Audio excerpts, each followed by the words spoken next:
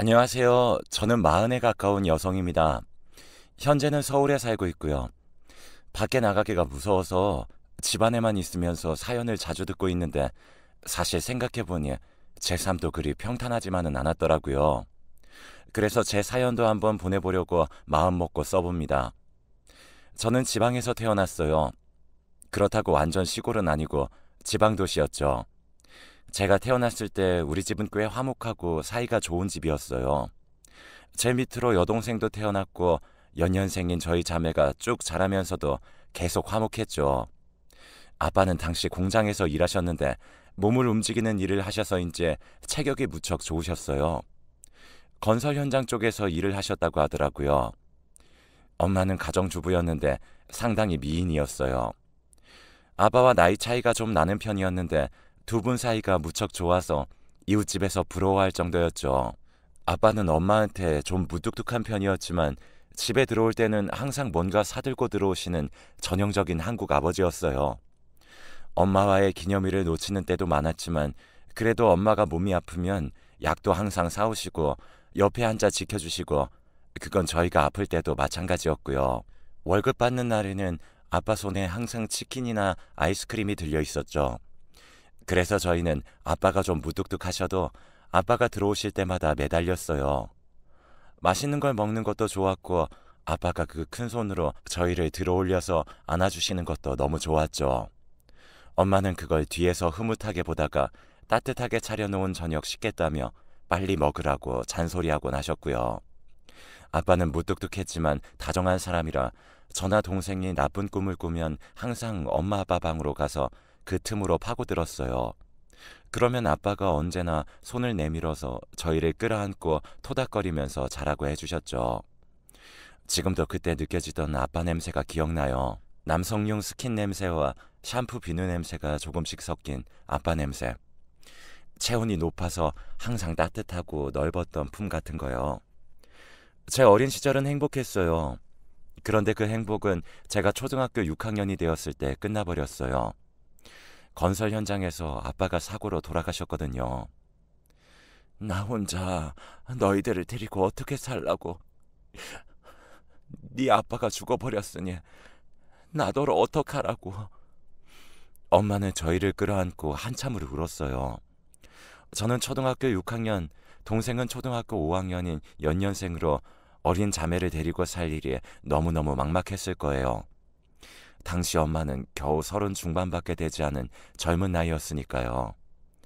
아무런 일도 해보지 않은 채 가정주부로 30 중반이 되었는데 갑자기 세상에 아이들과 함께 내팽개쳐진 기분이 어떻겠어요.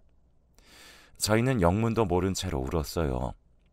어렸지만 아빠가 돌아가셔서 이제 다시는 보지 못한다는 걸 알 수 있는 나이였죠. 게다가 엄마가 저희를 끌어안고 우니까 어렸던 저희 역시 슬픔과 우울함에 젖어버리게 되었어요. 엄마는 아빠의 장례를 치르고 난 후 어떻게든 저희를 데리고 살아보려고 애쓰셨습니다.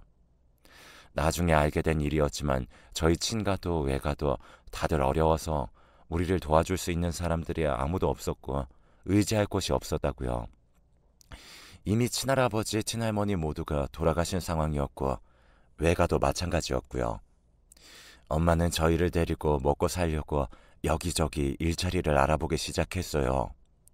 하지만 가정주부로 30대 중반이 된 여성에게 대체 누가 일자리를 주겠어요? 그러다가 간신히 식당에 일자리를 구했고 엄마는 그거라도 감지덕지하며 나가서 일을 하기 시작하셨습니다. 저희는 그 시간 동안 집에서 우리끼리 밥을 해먹으면서 외로움을 견뎠어요.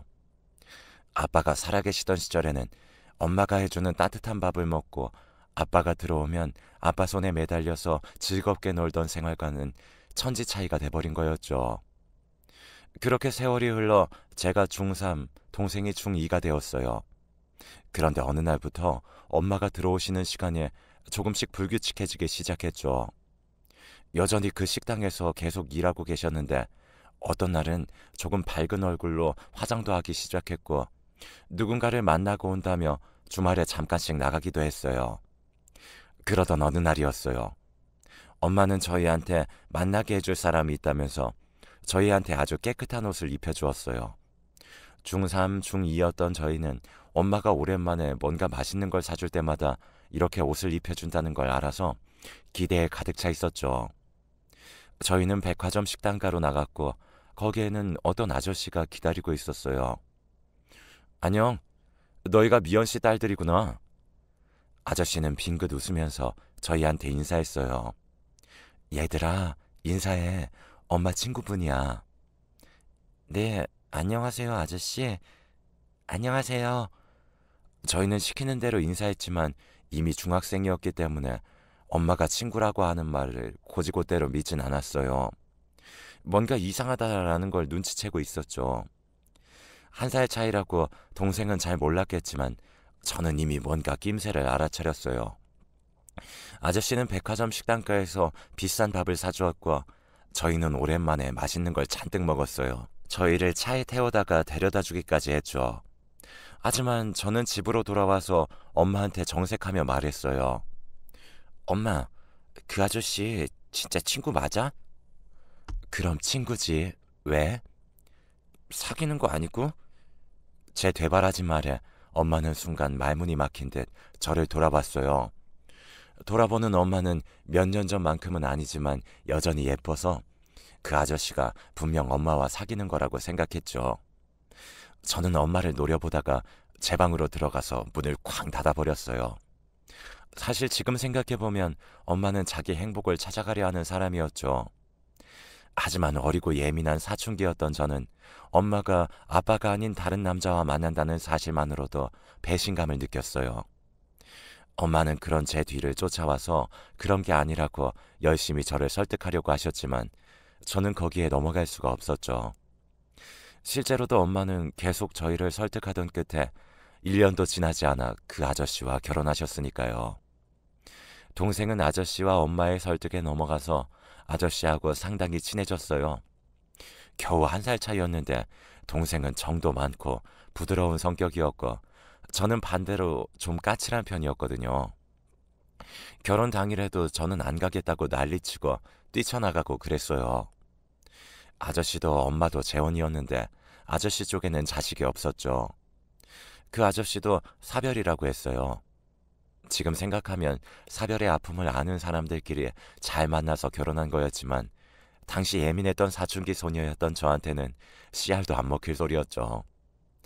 그리고 이제 새아빠가 된 그 아저씨한테 저는 계속 못되게 굴었어요. 새아빠는 항상 아침을 직접 차려주셨어요. 재혼 후에는 엄마가 더 이상 식당에 나갈 이유가 없어서 집에 머무르셨는데 새아빠는 엄마한테 더 잘하면서 저희 아침을 직접 챙겨주셨죠. 안 먹어요.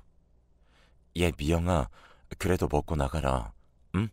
오늘 추워서 먹고 나가야 돼. 안 먹어도 상관없어요. 간섭하지 마세요. 아버지 보기 싫어서 그래? 그럼 아버지가 방에 들어가서 안 나올게. 안 먹어요.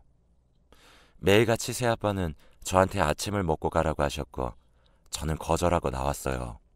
지금 생각해도 제가 참 싹수가 없는 편이었죠. 저는 고등학생이 되었고 새 고등학교를 진학해서 그리 잘 적응하지 못했어요. 아저씨 따라 이사를 가게 되어서 이전에 있던 익숙한 동네가 아니라 완전히 새 동네로 갔거든요. 그 동네는 예전에 살던 곳보다 훨씬 잘 사는 곳이었고 그래서 저는 그 애들에게 적응을 하지 못했죠. 새 고등학교 애들은 제가 못 사는 동네에서 왔다면서 은근 저를 따돌렸어요. 그래도 은근히 따돌리는 것 정도는 견딜만 했어요. 이전에 중학교 때도 저희 아빠 돌아가셨다고 애들이 싫어하던 경우도 있었으니까요. 하지만 몇 개월 지났을 때 저를 집중적으로 괴롭히는 일진의 하나가 생겼어요. 야, 너 대체 뭐냐? 왜 이렇게 생겼어, 너는? 하지마, 너네 아빠 죽었다며. 지금 아저씨 완전 새아빠라며? 아휴. 맥락도 안 맞는 얘기를 하면서 욕을 해대는 그 애는 그냥 제가 괴롭히기 좋아서 그런 것뿐이었어요. 이유도 없었죠.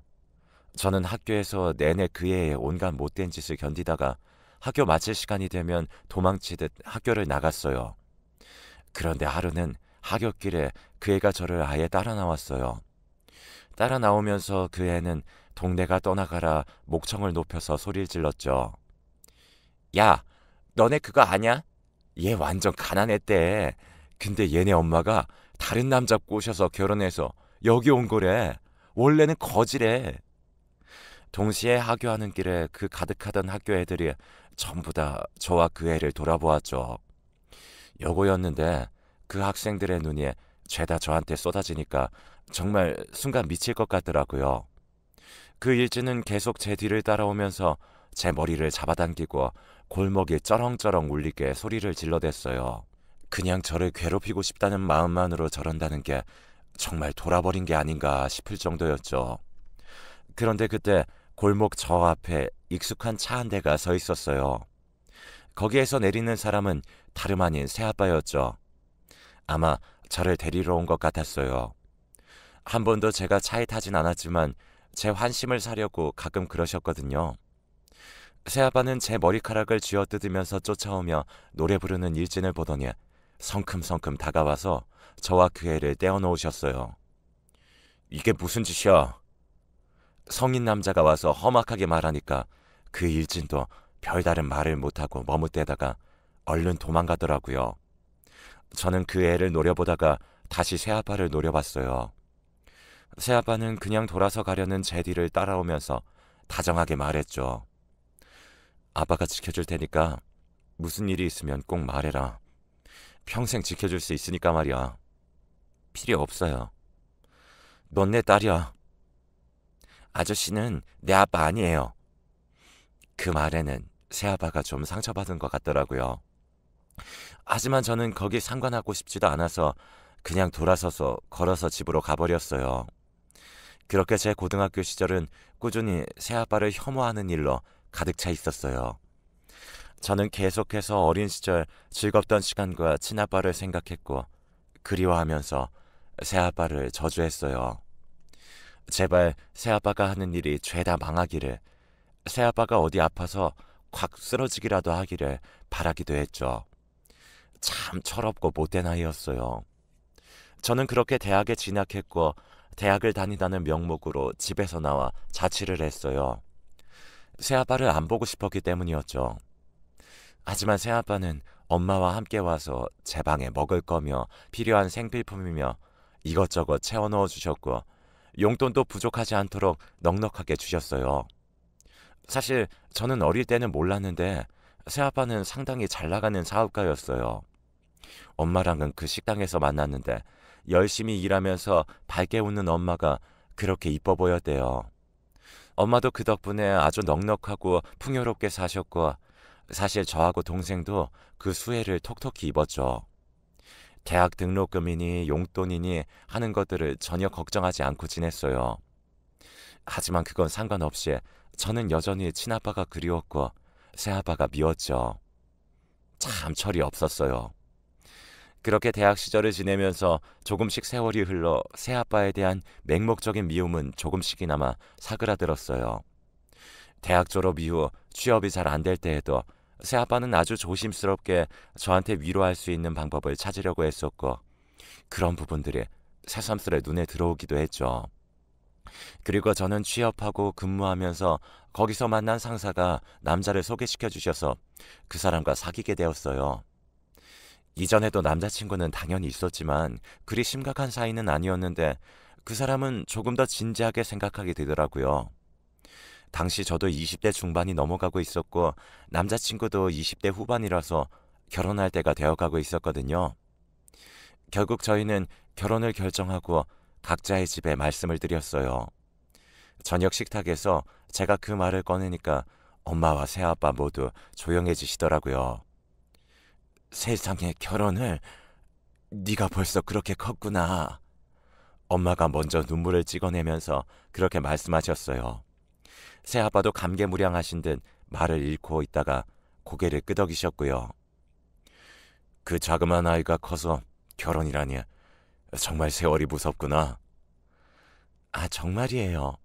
진짜 내 품에 안겨있던 꼬맹이가 결혼하더라도 넌 내 딸이란다. 절대로 그건 잊지 마라. 무슨 일이 있으면 아빠한테 와. 아빠가 평생 지켜주마. 새아빠가 웃으면서 말씀하셨어요. 저는 고개를 끄덕이긴 했지만 속으로는 그리 심각하게 생각하지 않았죠. 사실 새아빠가 저를 지켜줄 만한 일이 뭐가 그리 있겠어요. 제 마음속에서 진짜 아빠도 아니었고요. 그래서 서로 상견례하고 결혼도 진행했어요. 시댁은 처음에는 별로 특별하지 않았어요. 상견례를 하고 신혼여행을 다녀오고 신혼 초기까지만 해도 그랬죠. 그런데 시간이 지나면서 점차 뭔가 이상한 면을 드러내시더라고요. 특히 시어머니가 그러셨는데요. 시어머니는 제가 성의를 표하겠다고 뭘 해가면 그렇게 뭐라고 하셨어요. 아니, 이게 도대체 뭐니? 이런 걸 네 남편 먹이고 있는 거야? 아, 아, 저는 신경 쓴다고 썼는데 좀 시원찮죠? 갈비가 이렇게 질겨서 대체 어떻게 먹어? 이걸 시어미한테 먹으라고 가지고 온 거니? 이빨 다 나가라고 고사 지내니? 제가 갈비를 해서 가면 질기다, 잡채를 해서 가면 싱겁다, 김치를 해서 가면 너무 맵다, 트집을 안 잡으실 때가 없었어요. 어느 순간부터 성의로 하던 음식을 그만두고 선물을 갖다 드렸는데 그 선물조차도 싫어하셨죠. 이걸 왜 사오니? 대체 명품을 왜 사? 네 남편이 버는 돈 아깝지도 않니 넌? 어머님, 저도 돈 벌어서 보너스 받아서 그걸로 사온 거예요. 헛소리 마라.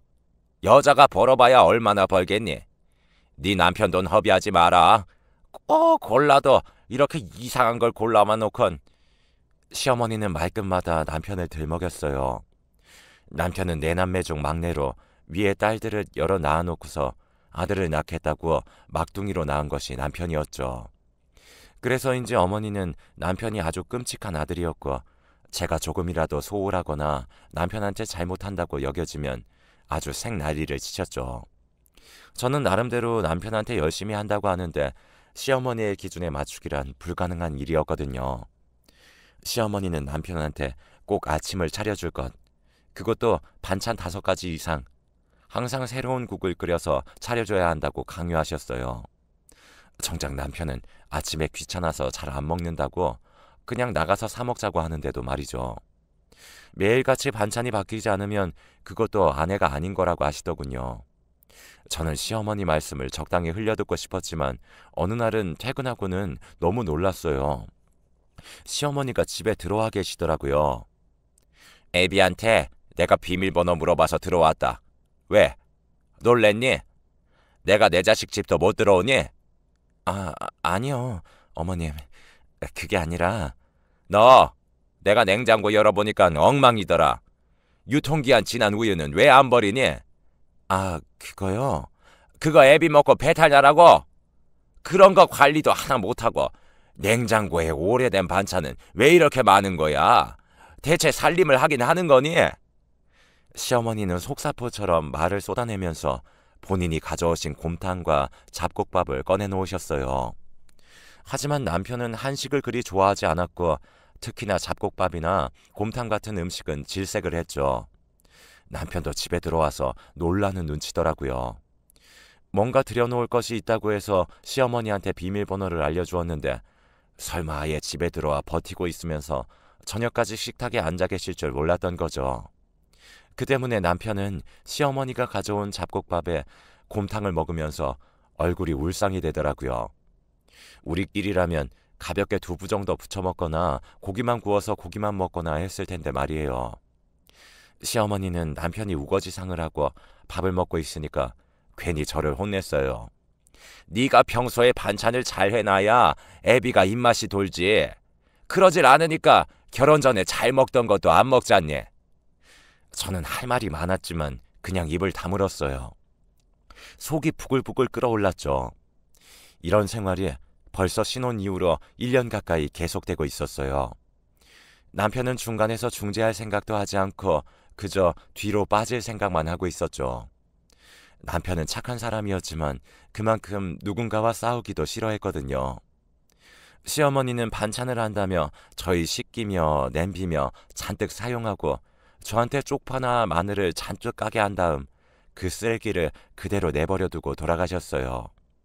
그나마도 남편이 얼른 가시라고 계속해서 재촉한 덕분에 무거운 엉덩이를 일으키신 것 같았죠. 더 끔찍한 건 그 이후로 시어머니가 일주일에 두세 번씩 저희 집에 와서 기다리고 있었다는 거였어요. 퇴근할 때마다 무서울 정도로 끔찍했었는데 남편은 또 거기에 적응해가고 있더라고요. 속이 정말 뒤집어져서 미칠 것 같은데 남편은 어쩔 수 없지 않냐며 어깨만 으쓱거렸어요. 할 수 없잖아. 엄마가 반찬 가져다 주니까 나도 먹기 싫은데 그렇다고 우리가 싸울 수도 없고. 아, 오시지 말라고 말씀 좀 드려. 제발. 미칠 것 같아. 뭐 그래도 엄마가 오셔서 하시는 게 뭐가 있다고. 저는 진짜 제 편이 하나도 없는 것 같은 기분이 들더라고요. 그래서 친정엄마와 통화하면서 하소연을 진짜 엄청나게 했어요. 평소에는 걱정하실까봐 이런저런 이야기를 거의 안 하는 편인데 이러다가는 제가 미치겠더라고요. 친정엄마는 제 말을 말없이 다 듣다가 땅이 꺼져라 한숨을 쉬었어요. 엄마도 별다른 수가 없으니 당연히 듣기만 하셨죠. 저는 그래도 털어놓기만 해도 속이 좀 풀려서 그냥 그렇게 전화를 끊었어요. 시어머니는 거의 일주일에 화요일과 금요일에 오고는 했어요. 그런데 친정엄마에게 전화를 하고 난 다음 주에 금요일에 저는 저희 집 문을 열고 들어갔다 다시 한번 기절초풍할 뻔했죠. 딸, 왔니? 퇴근이 좀 늦구나. 시어머니가 똥 씹은 표정을 하고 앉아있는 건 예상한 일이었죠. 하지만 거기에 새아빠까지 계실 줄은 진짜 상상도 못했죠. 심지어 새아빠는 다리를 꼬고 소파에 앉아 당당하게 커피까지 드시고 계셨어요. 원래 시어머니가 앉는 자리였는데 새아빠가 앉아 계시니까 옆에 접근도 못하고 있었죠. 아빠, 어떻게? 네가 어떻게 자나 보고 싶었는데 마침 왔더니 여기 사부인이 계시지 뭐냐? 그래서 들어와서 커피도 한 잔 마시고 있지. 그러셨구나. 이왕 왔으니 저녁도 좀 얻어먹고 가야겠다. 사부인께서 맛있는 것도 많이 싸우신 것 같던데. 새아빠는 당연하다는 듯 말하면서 시어머니를 쳐다봤어요. 시어머니는 정말 똥 씹은 표정을 하고 일어났고 제 뒤를 따라 들어온 남편은 속도 없이 새아빠를 보고 좋아하면서 인사를 했죠. 장인과 사위는 서로 잘 통하는지 바둑판을 꺼내어두면서 수다를 떨었고 제가 시어머니를 도우려 부엌으로 가려고 하자 새아빠가 제지하시더군요. 넌 여기서 나랑 이야기 좀 하자. 뭔가 심각한 이야기라도 있는 것처럼 말씀하시니 부엌에 있는 시어머니도 저를 못 부르셨어요. 저는 그래서 그냥 자리에 앉아 있었죠. 그런데 새아빠가 하는 말씀은 진짜 별거 아니었거든요. 그리고 시어머니 혼자 저녁을 차려주자 새아빠는 아주 맛있게 싹 드셨어요. 그러고는 시어머니한테 싱글벙글 웃어 보이시더군요. 사부인, 음식 솜씨가 정말 좋으시네요. 오실 때마다 저도 와서 좀 얻어먹어야겠습니다. 언제 오시죠? 그게... 얘 딸아, 너희 시어머니 오시면 꼭 전화해라. 전화하면 내가 곧장 얻어먹으러 오마. 사돈활은 그게... 시어머니가 쩔쩔 매면서 뭔가 말하려고 하자 새아빠가 그러시더군요. 왜요? 사부인, 제가 사부인 음식 솜씨가 너무 좋아 그럽니다. 싫으시다면... 아니요. 싫다뇨. 그건 아니고 그게... 아이들 신혼집인데 자꾸 오시면 불편하지 않을까 싶어서. 시어머니는 손사래를 치면서 짐짓 저희를 걱정해주는 것처럼 말씀하시더군요. 정말 어이가 없어서 헛웃음도 나지 않았어요. 새아빠도 같은 심정인지 입술을 비틀어 입을 막고 계시다가 대답하시더군요. 사부인이 와 계셔도 아이들이 괜찮은데 제가 온다고 해서 뭐가 다를까요? 사부인 계시면 저도 와도 되는 거겠죠? 아니, 그게 아니라... 왜요? 김서방이 힘들까봐 걱정되십니까? 제가 와 있으면...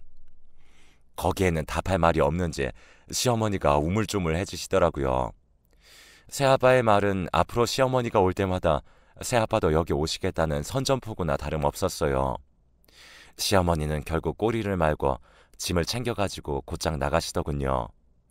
그때야 남편은 뭔가 분위기가 이상하다는 것을 눈치챘지만 저희 새아빠도 술 마시고 얘기하는 걸 좋아하는 편이라 어머니가 나가셔도 별다른 신경을 쓰지 않으셨어요.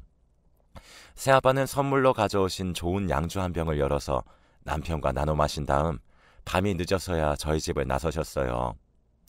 남편은 술에 취해서 잠든 다음이었죠. 난 이제 가마. 정말로 사부인 또 오시면 전화해라. 곧장 오마. 저는 시어머니가 그렇게 어물어물하다가 나가버리셨던 게 너무 통쾌해서 저도 모르게 웃었어요. 그리고 그제서야 새아빠가 저한테 얼마나 마음을 쓰시는지 인정할 수 있을 것 같았죠. 어린 시절 난 참 철이 없었구나 싶은 마음이 들었어요. 감사해요. 제가 그렇게 말하니까 새아빠는 어딘가 감동받으신 듯한 얼굴이었어요. 그 오랜 세월 공들여온 딸이 이제야 정말 당신을 아빠로 인정한다는 느낌을 받으셨나 봐요. 실제로 사실이기도 했고요. 새아빠는 빙긋 웃으셨어요. 내가 평생 지켜준다고 했지 않았니? 그러고는 인사하고 돌아서서 가셨어요. 정말로 저를 평생 지켜주는 아빠의 모습이었어요. 저런 분이라면 우리 친아빠도 인정해 주시고 기뻐하실 거라는 생각에 그제야 들더군요. 저는 뿌듯한 마음을 안고 집으로 다시 들어왔어요. 그날 이후 시어머니는 저희 새아빠가 견제하는 걸 알았는지 저한테 말도 행동도 조심하기 시작하셨어요. 사실 저희 아파트도 새아빠가 해주신 거였고 여러 가지로 저희 친정 쪽이 시댁보다 나았거든요. 그 일 이후에 그 사실이 새삼 다가오셨나 봐요. 당연히 저희는 살기가 편해져서 남편도 시어머니가 오지 않으니까 아주 살판이 났어요. 너무 철없고 맹해서 멋없긴 한데 저도 편해졌으니 뭐 된 거겠죠. 그럼 제 사연은 여기까지입니다. 즐겁게 들으셨으면 좋겠어요.